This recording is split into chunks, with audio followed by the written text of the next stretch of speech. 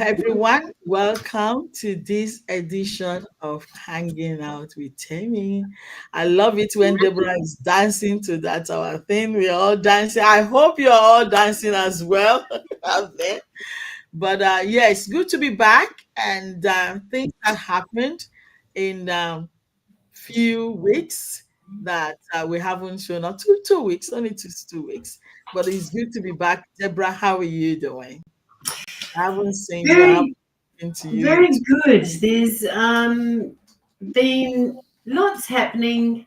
Um, just keeping, well, it's been the last couple of weeks have been that sort of thing where there has been a lot of movement, forward action.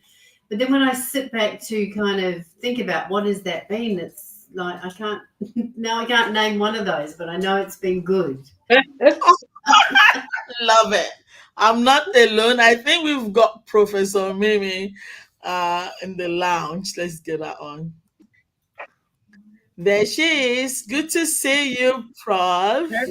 Hello, good evening, everyone. Mama ladies, I'm Good here. evening.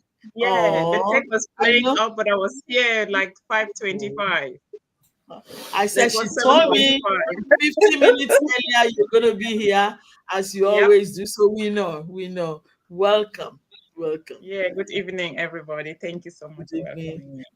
Deborah was just telling us how our week has been, but it's funny what she said. She said it's been a way forward. She could see progression. She did something, but she couldn't mention any one of them. Deborah Jenkins. Oh my gosh. I've seen you everywhere, anywhere on the platform here, on there.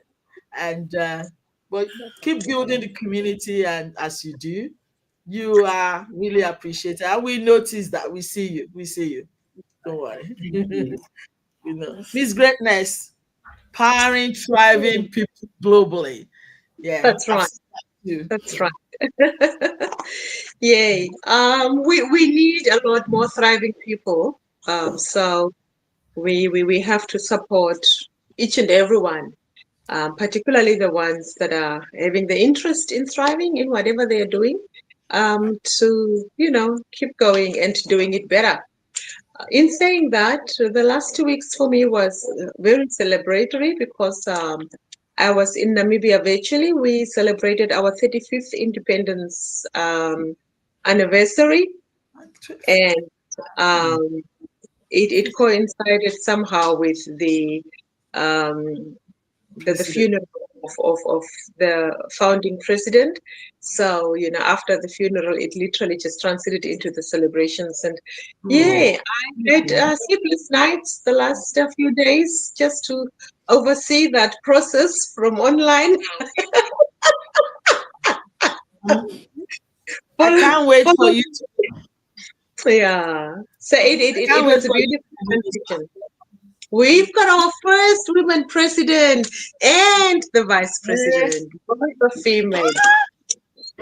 I'm the Speaker of the House, And the female. speaker Yes. there, someone is following. It's a trifecta. Yep. Amazing. Namibia is really thriving. We are doing Set very well.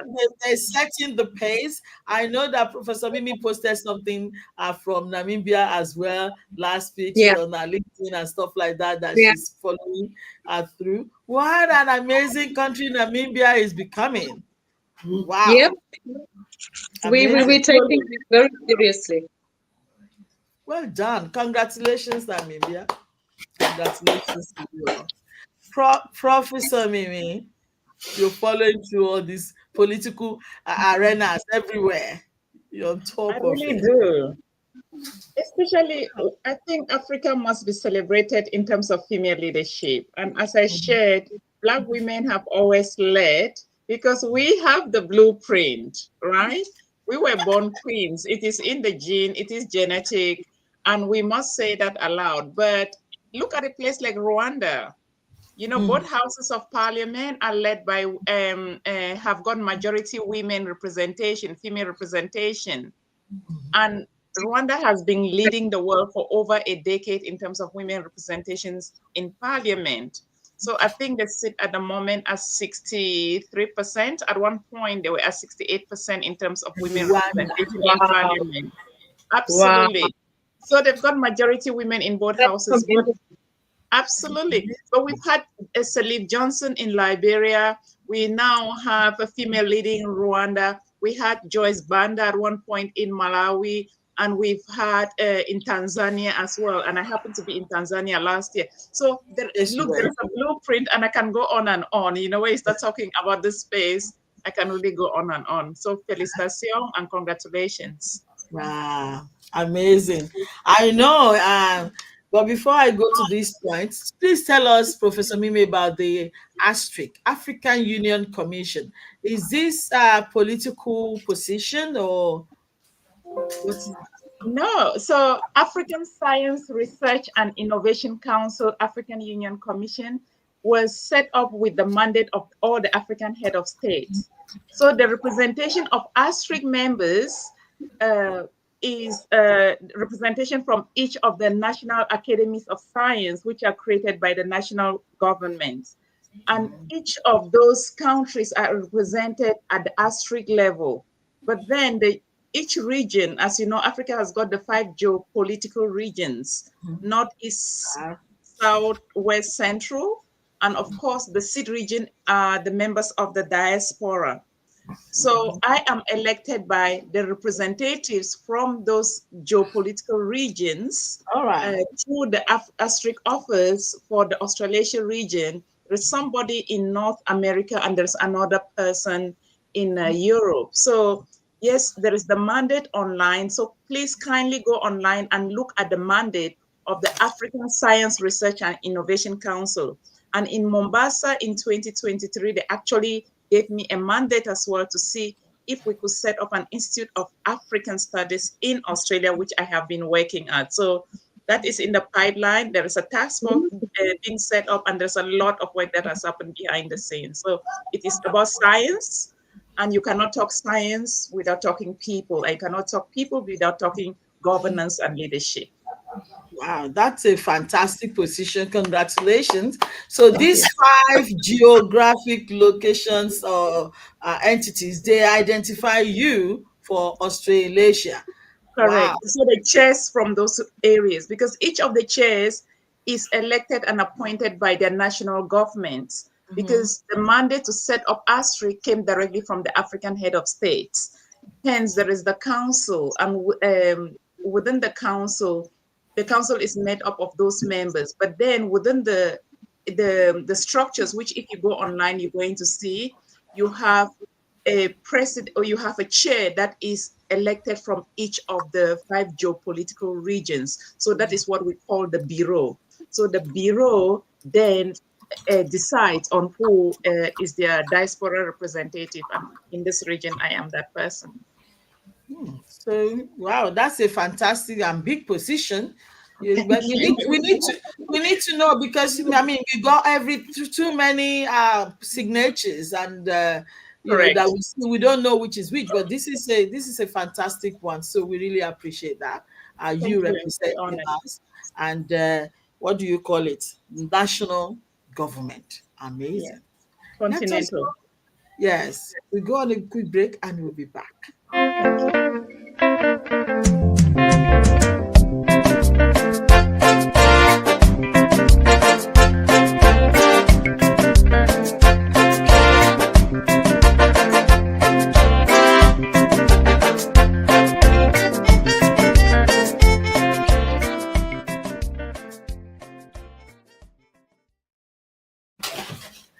Welcome back to the show.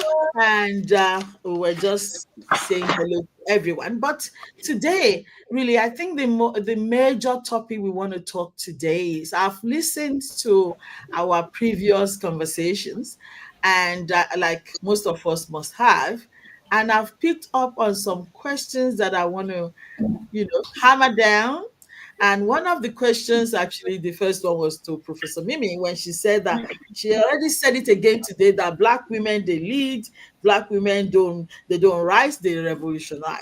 Revolutionize. It sounds. I'm like, Really, because we don't hear most of this, especially even the position, your position with asterisk to say African science and research. What have we done with our sciences and with our research? African is deemed to be one of the poorest nations that don't develop anything. This is what is said. So, I mean, we need to keep saying what it is that you guys do, and the women that are revolutionized. I know of the professors and all the women of the past, and you are sitting here, you're one of our share ladies as well. And even us that live next door to you, we still don't know the portfolio that you hold. And I think it's about time we start to actually, shouting out our heroes and celebrating them and let people know what we do and how. If you're going to do a research now, you're going to need us. You've sent people to me before, some of your research students, to come and interview me. You're going to need us to do your research. If you're doing quantitative or qualitative research that you're doing, you're going to need us. So we need to know more about these women. Please, can you tell us how the Black women revolutionized and which one of them? I mean, you've spoken about the presidents, but I'm just interested. Well, thank you so much. You've said quite a few things, and I guess I'll start with the women leadership.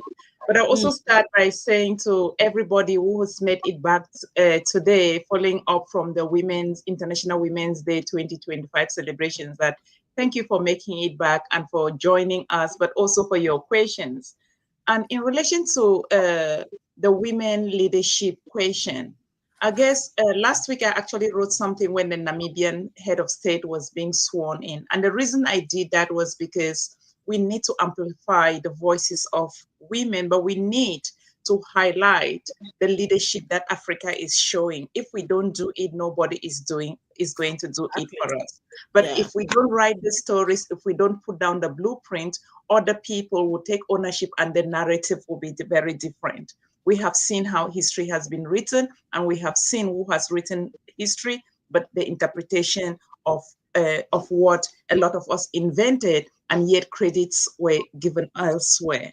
So that is why I take it upon myself to share this information, but also really to applaud and highlight the achievements of women, especially Black women. I do applaud all women, but I think Black women deserve, to be celebrated even more because they've paved the way in so many areas despite the challenges. And if you look at one of my papers, I think I wrote that around 2015, it talks about higher women in higher education thriving despite the odds. And I'm following that up now on that work, not with the students who were striving and getting into work and senior professions, but really now with academics who have been academic professors and lecturers for at least 10 years. And I'm not talking about people who are in university just doing research, which is important. I'm talking about an all-rounder academic, somebody with that continuous portfolio. And then in terms of pastory, I guess I do highlight work like that, but because I guess where I sit, it is important for me to bring others along rather than just talking about what I'm doing. And with the mandate in terms of the African Science Research Innovation Council, as the name denotes, it's about attracting scientists. It is about knowledge exchange, and it is about highlighting but collaborations and partnerships between our academics outside of the African continent and the African continent itself. And because of our direct linkages with universities, so hence the chairs of the academies of sciences, some of them, they're either present vice chancellors or former vice chancellors or presidents of the universities. And there are some that I work with that have been vice chancellors in at least 2, 3 universities. So that is who sits in the council.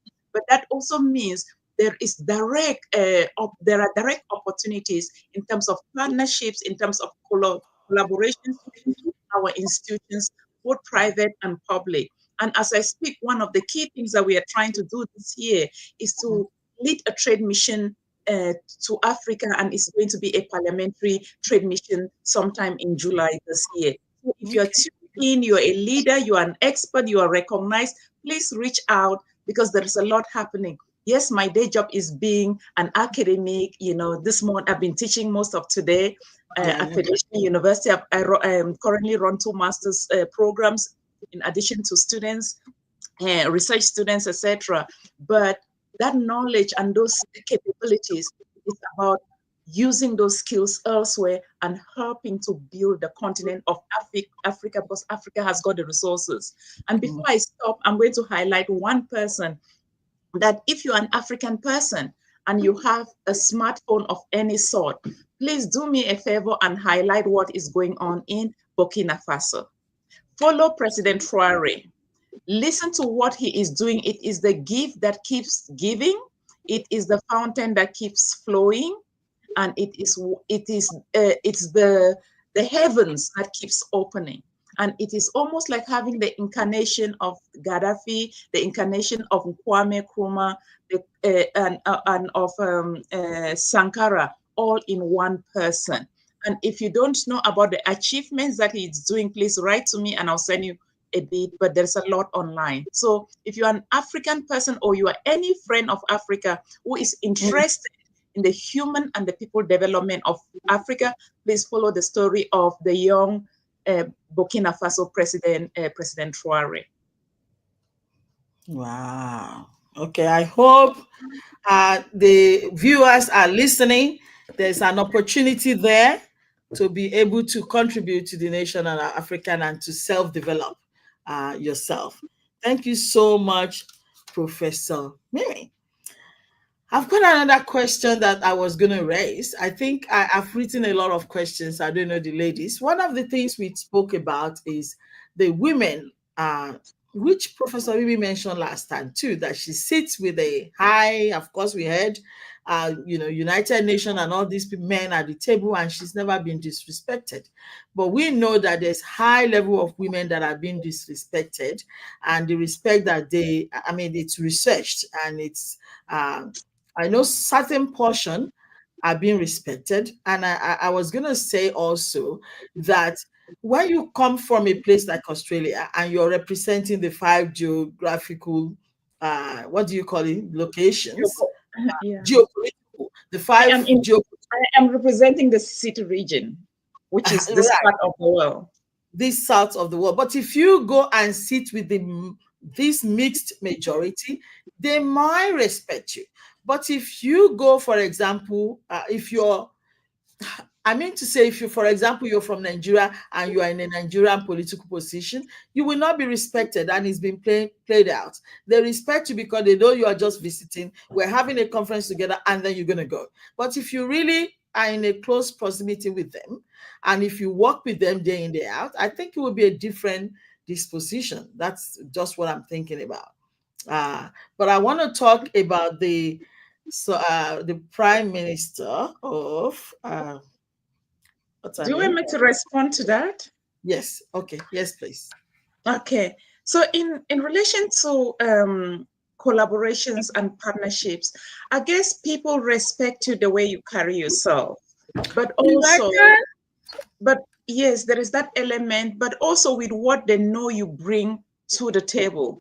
Yes, Ah, there are also insecurities, there are also challenges, but there is still the paternalistic type of approach where people who come from the Western countries tend to come with an attitude as we know it all, this is how we do it, this is how we are supposed to do it, rather than I'm here, I acknowledge the skills that you have, acknowledge the challenges, but I also acknowledge the gaps that I bring with me in terms of the day-to-day experiences that you people face and what the lack and limited resources that you may face. Because one of the things we have, and I can say that from an academic perspective, is a lot of the resources that are awarded to us, especially within the public system, in public institutions, compared to other settings, even compared to some other developed countries. Hence, mhm. if I go with an attitude of not an attitude of collaboration and of a partnership, then most often than not, people would not be very recipient. So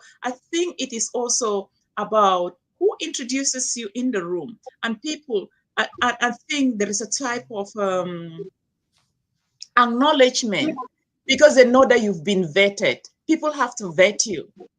I've been working in the circle is with the African Union since 2016, 2017. I went for the first trade mission, I think, in 2016. So that is a decade ago. So it is not, they appointed me in this current role recently. I've been approached for something else, and I'm trying to identify others who can sit in those spaces.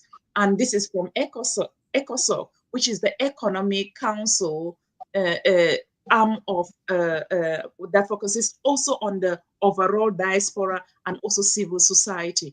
I'm going to be talking to people about that, but if you are keen to involve, especially at the civil society level, or to lead some of the to be in some of the leadership positions, please shout out, especially you ladies. I want to see all of you sitting in this room, and the men, your husbands, they want to feel, self-actualized. I'm here to help, please.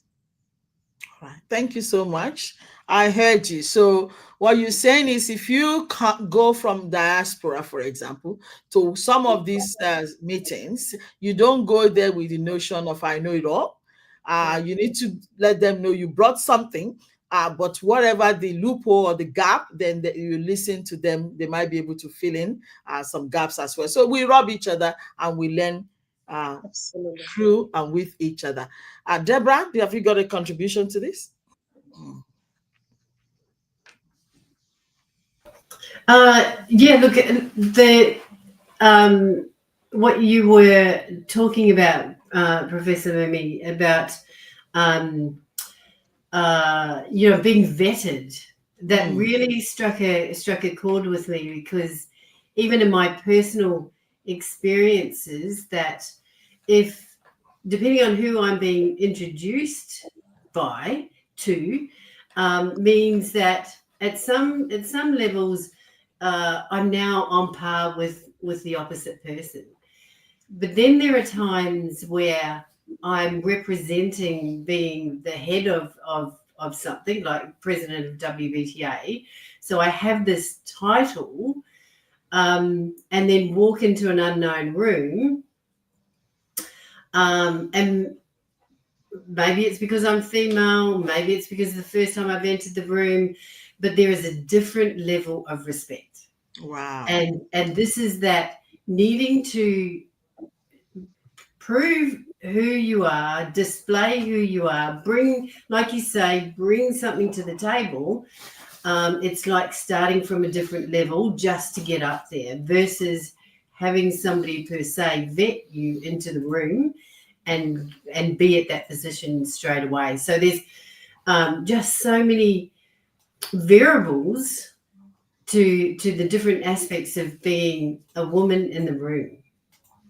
Absolutely, absolutely. But there's something as well. Before you walk into that room, people have Googled you. I have showed up at meetings even here in Australia, and I'm going for something completely different. And then somebody later say, "Oh, can you stay back? There's something else I need us to discuss." And then they bring up a topic, and I'm like, "How did you know I'm involved with this?" "Oh, because I looked you up." So people are going to look you up. They're going to look at your track record, right? And I can use myself as an example. They look at my track record. I have been in higher education continuously. I've enrolled in my master's in 2004. I have been in higher education ever since then. So they know I bring in a solid track record if I'm talking education, if I'm talking leadership. So I'm not just talking about it. They can see that track record. They can go back to my students. They hear from other people. So people really they vet you, but they're going to also look you online. And it is important that they value the knowledge. That I can tell you. Yes, yeah, absolutely agree. Yes, there is that component where they where you will get researched, and it absolutely comes back to the authenticity of you yourself. Absolutely, Authenticity is the word. How yes, authentic is this person? yes. I mean, we're going to have a whole show on this topic. And because I don't want to go the way I'm going, if I go there, it's going to be the whole thing today. I was going to talk about New Zealand Prime Minister before. What's her name again? Jacinta Jacinta Ejim, Okay. the past one, and Yes. how it all happened. But Yes. I think if I do that, I'm just going to put a sour.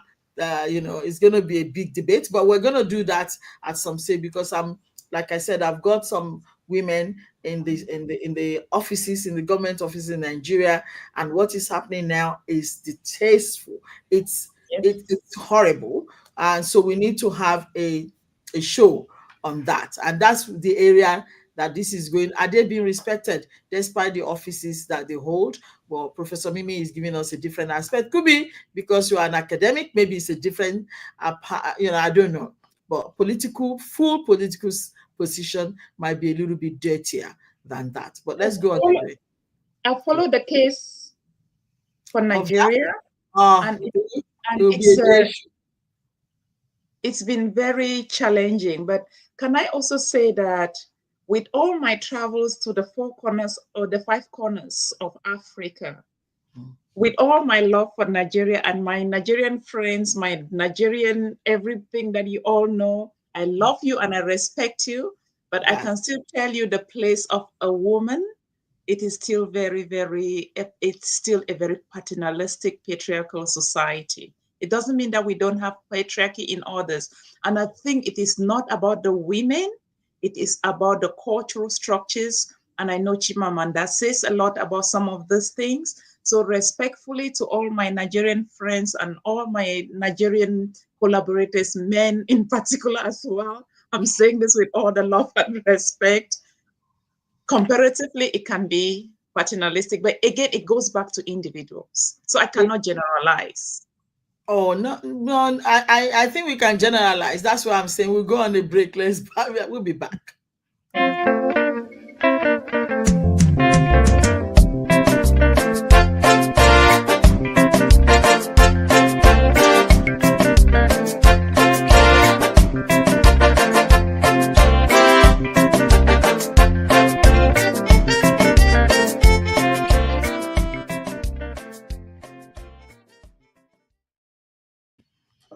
So we will, at some stage, we will check the mandate for Strict Union Commission. Welcome back on the show. Um, there is a point that I was going to ask. I think I'm going to pass this to. This is from Dr. Remy. She said we are boxed. We're put in a box, and people want us to be in a box, and we're in a box. Uh, Liz, are we in a box? Who has put us in a box? And she said, and I think it was Mimi that said something about gold, that they call us a gold digger, all these things as well. If we want to break the box, why aren't men breaking box? Why is it just the women on this earth that we continue to break the box? What boxes are we breaking? I personally think we should change this narrative, and we should start singing the song of what we believe. Like, we should stop saying we're put in a box. We should just say we are free women. We are free women. So whoever has got an issue with it, they should deal with their issue, because really we are free. Everyone is a freebie in this world. The same freedom that a man has got is the same freedom that a woman's got. Some of us are parents. We've got boys, we've got girls. They are all free entities. So who is putting us in the box? You know, and all these things. At least, oh, Miss Greatness, can you hear?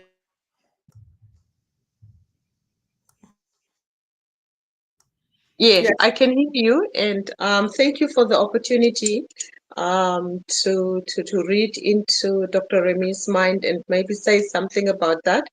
In terms of the box, I think it's the very cultural practices, the um, pattern. What did you say, Mimi? The patternistic culture? Paternalistic and patriarchal structures. Yeah, patriarchal structures. Yes, I think most of Africa really comes from that cultural background, and there could be two aspects that puts us in the box. Number one is you yourself not being free from, what you come with regards to the structures and, how we have been framed in terms of growing up and, what women do, what girls do, what boys do. That's how little it starts.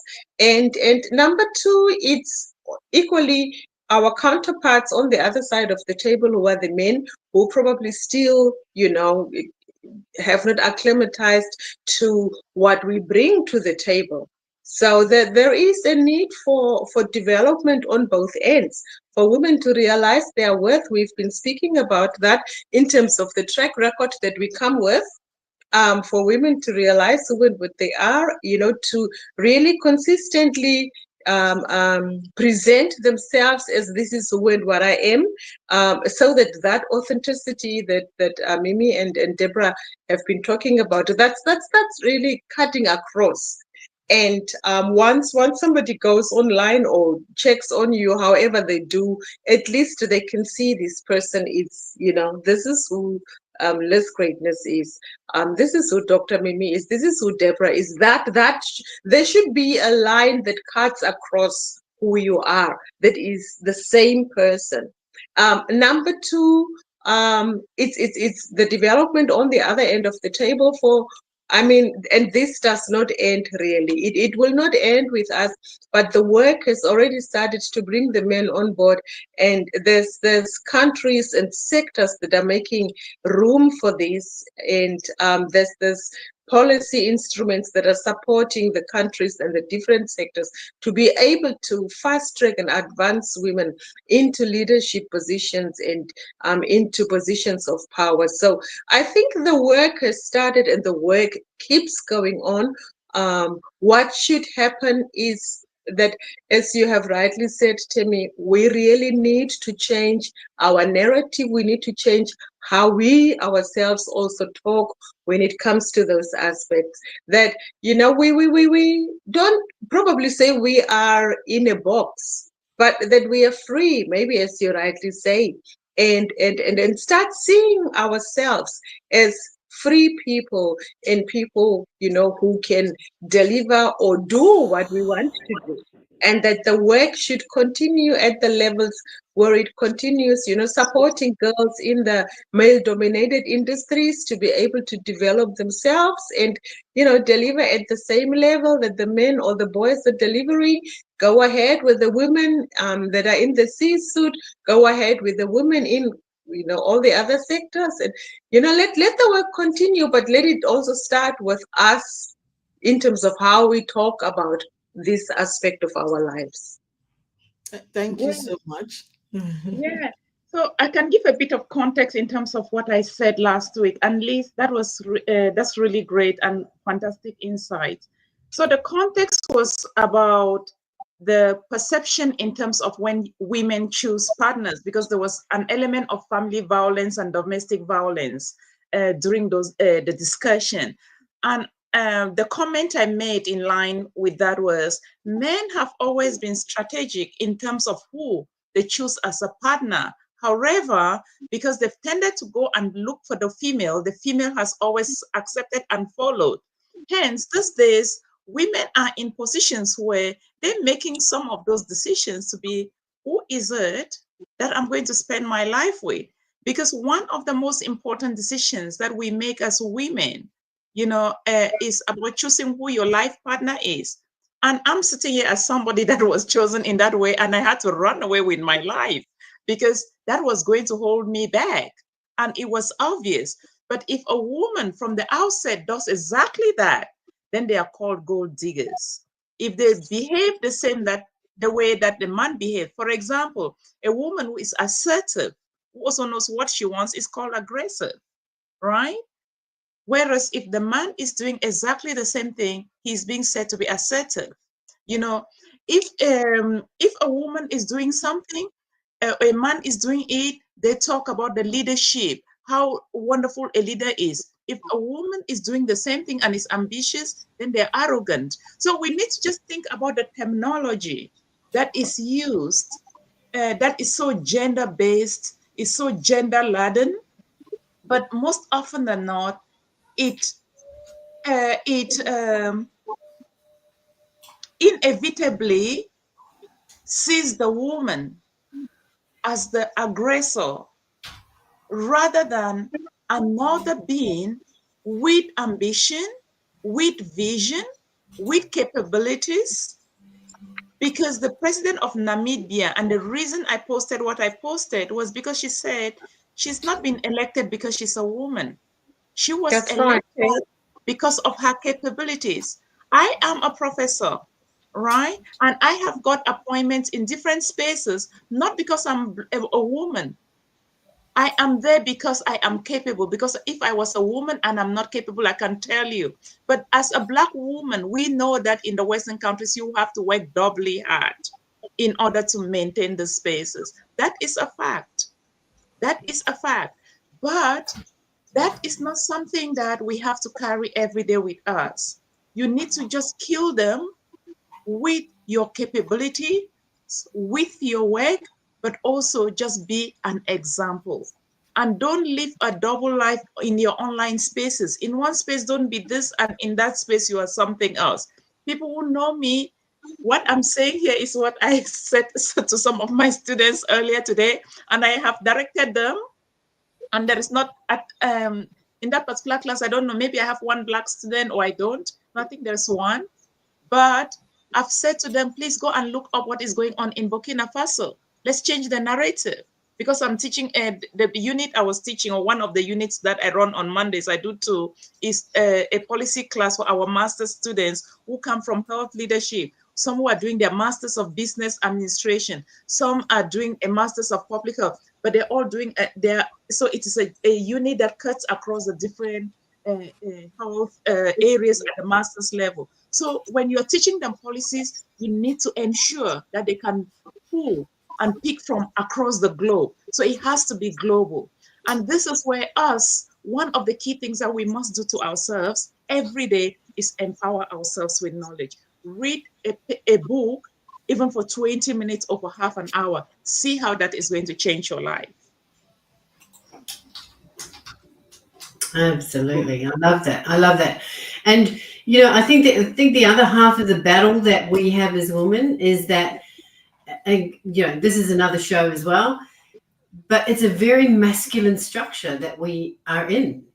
So everything is, without it being written down or said, but the way that things are structured in the forethought that it's a male dominated space. So for a woman to, for us as females, to continue to knock on that door, there's a lot of hard work, which is what Professor Mimi, you always are saying to, that we're having to work twice as hard.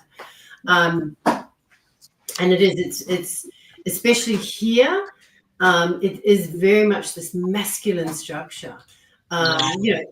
We can talk structure and the way that of society, but let's take one thing for example. Let's look at all the buildings around. They are square boxes.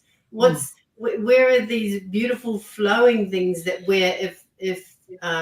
when women are in charge, they're looking at the beauty of things, not so much this is what we need. So, like I said, it's a whole nother show, but we are. But absolutely right. So we need to be consciously self-aware of taking those leaps and bounds, but also being self-aware when we're holding ourselves back. Why are we holding ourselves back?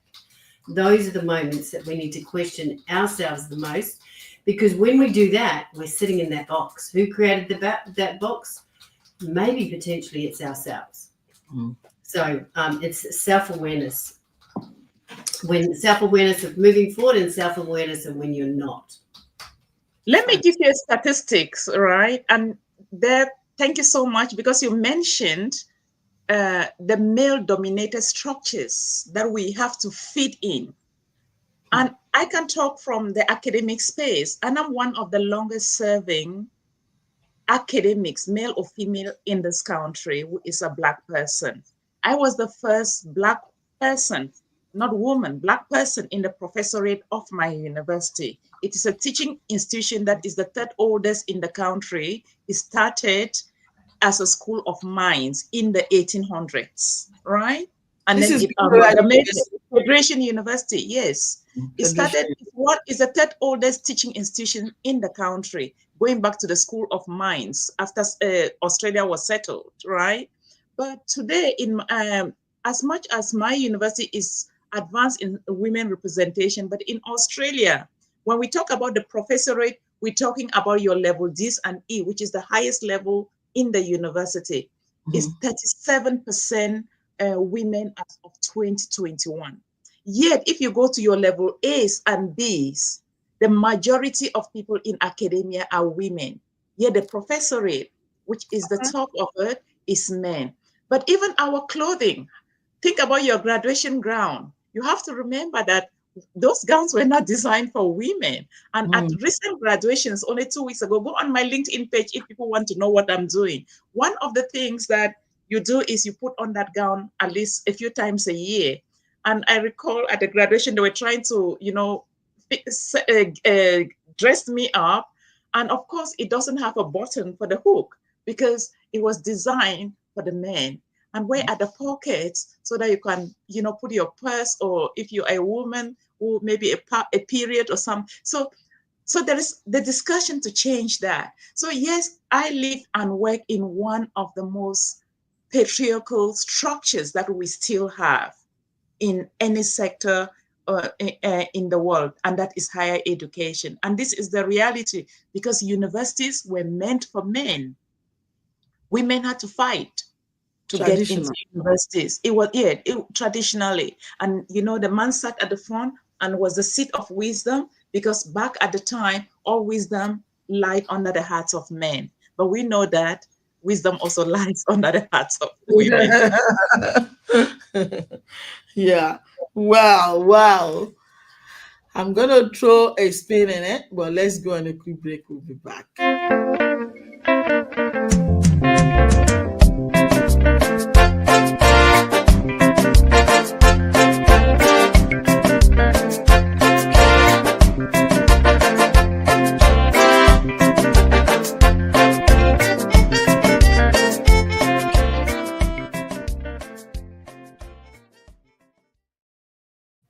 It's been so interesting so far. We're going to have to end very, very shortly. But I was going to say, I know we've been talking about academic.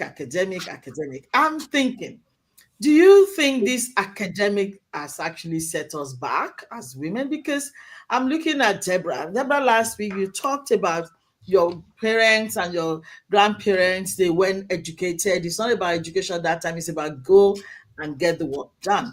And also we're talking about African women. Is this similar to you as well? The women, are they, like your feminine warrior?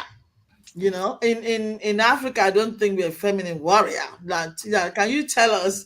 We were until we start having people like Professor, and now the warrior. There's doing their war with language. How can we? Let's just shift it to you, Deborah. About your parents weren't educated, but I'm sure your mother was like maybe a warrior as well, and your aunties. What is it like? Tell us the difference. Yeah, look, and for me and my family and my generations before me, academia wasn't, as you said, it wasn't part of the vernacular of who we were.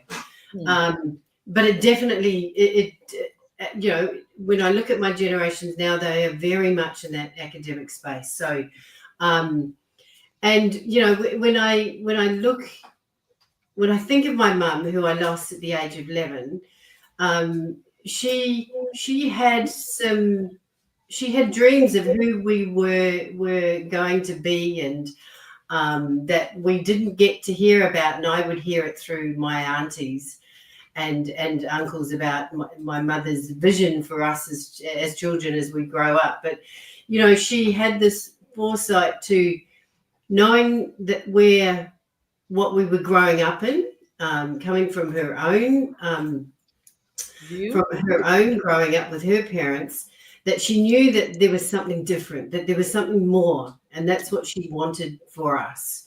Unfortunately, we didn't get to part with what exactly that was. It would have been beautiful to hear it from her voice, but we were very young. I was 11. My sister was only a baby. She was 18 months old. So my sister actually didn't get to know my mother, but it is this feminine. Now, the feminine warrior for me came about through trying to discover who I was, and I realized that through my culture, through understanding energies of feminine and masculine energies, that I was using those energies the wrong way and for the wrong purpose, and that but it was very much related to my culture. And then it was just one day it was like, this is who I am. I am the feminine warrior. Warrior isn't about being masculine, it's Right. about curving that into the feminine of who we are. But my mother did, she had this foresight of what she wanted for her daughters. um, and I remember, a few years later, that one of my aunties, she said to me, your mother wanted you to go to school. She wanted you to continue through your education. And so, she wanted me to be more than what had been. She wanted Mm, that for both of her daughters. mm, Life would just take us a completely different way. So, being academic just there was never a moment for me to go back to it. mm, But having said that, now where I am, it's like I'm starting to really I'm starting to understand a gap. mm, Starting to see that having having that academic side would definitely helps with having these sorts of conversations. To be able to talk with to be able to talk with the likes of Professor Mimi and Liz and Temi and yourself and Dr. Remy, who was on last time. I start from a place of, oh, do I fit this room? And mm. I realize I do fit this room because I'm here for those that have got similar stories to me, but we can still hold our space. We can still create our table. We Mhm. can. There's no need for this box. Yeah. So my mother she had a foresight, and it would have been lovely to have heard it from her own voice. Oh. I acknowledge your mom. May her soul rest in peace, really. And all the women, all our parents, our mothers. I mean, I'm fathers as well, but we're talking about women right now. And I love the wisdom of the women of old. The wisdom. They might not have that academic, disposition, but they are extremely knowledgeable, and they actually knew who they were. And I guess that's why they weren't fighting then, because they knew who they were. They have a position and they just hold that position, but they are superior in their position. And even their husband couldn't do with it without them. Because I remember in the past when the women die like this, the man is already looking for another woman because they are not good on their own, because they needed these women because they're very powerful and they occupy a lot of beautiful positions in their lives. So yeah, I just said I said that. And Liz, last week you also said, before I did, if I ever said 2158. This is the fifth generations unborn before we achieve any level of equity or anything. And so, do you think we can do anything to accelerate this action, or do we just maintain where we were? Because if we accelerate action, I think, do you think we're going to be able to reduce that gap, that long gap, if we do something? And what is it that we could do? If we do something different, and what are the things that you think we could do to hasten it? Look, we've already passed our 30 minutes mark, Mm, and this is definitely something we can open up on and really go a little bit in depth, because sector by sector there is work being done, and from the United Nations perspective, which is where the developmental goals are coming through, there is lots of framework that has been put in place for us to be able to turn things around. Um, Different countries go slow at, or I shouldn't say go slow, but go at their pace. For instance, Slow. I personally was taken aback when I came to Australia and I realized how behind Australia is with women development, women advancement into positions of power. I couldn't believe it. Hmm. I come from the maritime sector, for instance, where I was, and I was involved with the IMO, which is the International Maritime Organization. I, was involved with not only my country, but I was chairing at the regional maritime communications body.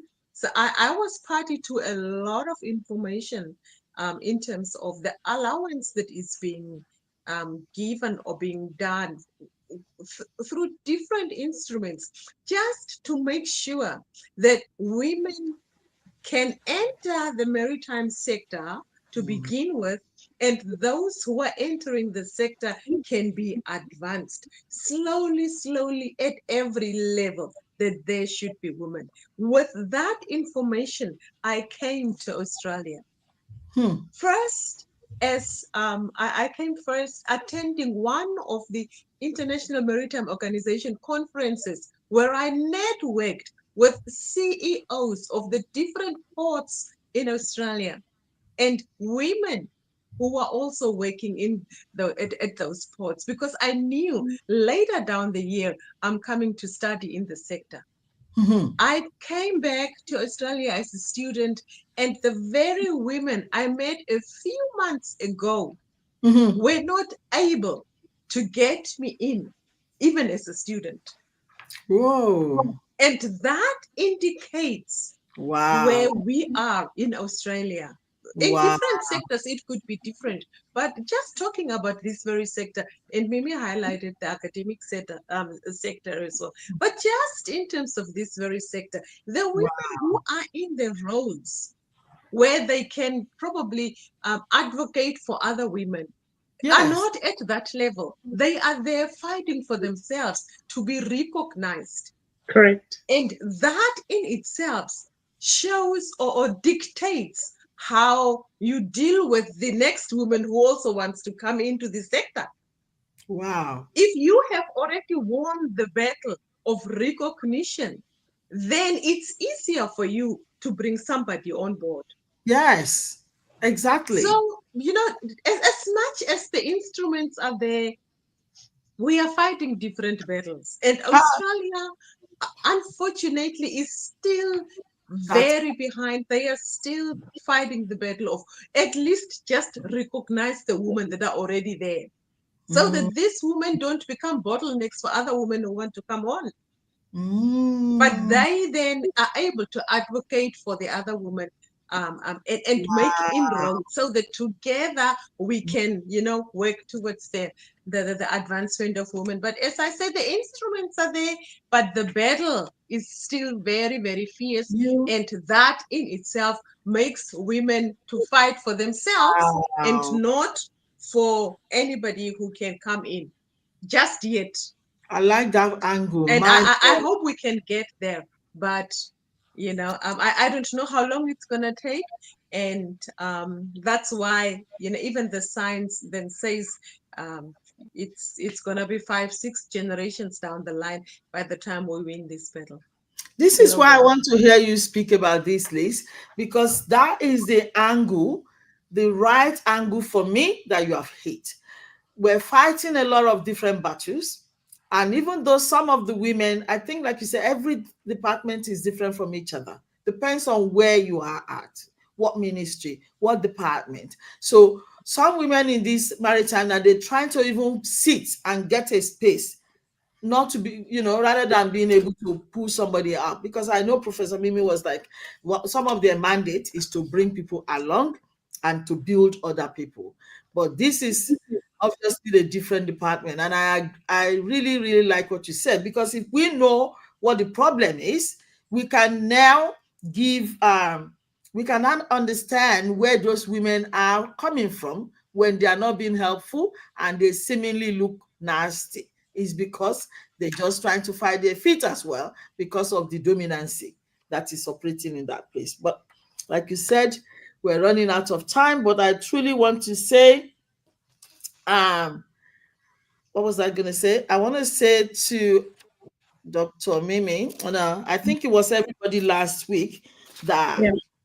that actually alluded to us cooperating and that we don't need to create another. If something is not broken, we don't need to fix it. We can support each other to actualize whatever the, project is in our hand, and to be part of a team, a worthy team.